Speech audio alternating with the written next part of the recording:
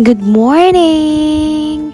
So guys, ito yung memories namin nung nag-check-in kami sa isang Airbnb dahil nanood kami ng Grand Biniverse sa Araneta Coliseum. So slow morning lang siya, Sunday to guys.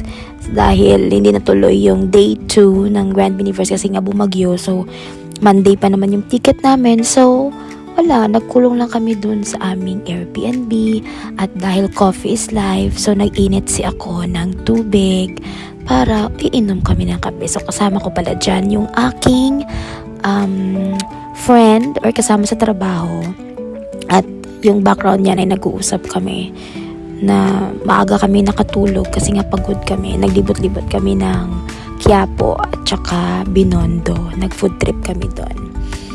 So, ang sarap pala na yung may sarili kang kwarto, sarili kang bahay, kasi kaya mong bilhin or gawin or may malaya kang gawin yung mga gawain na gusto mo.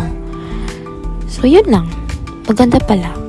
Tapos, alam mo yung mga gamit, i-invest mo, yung mga food na gusto mo, malaya kang gawin.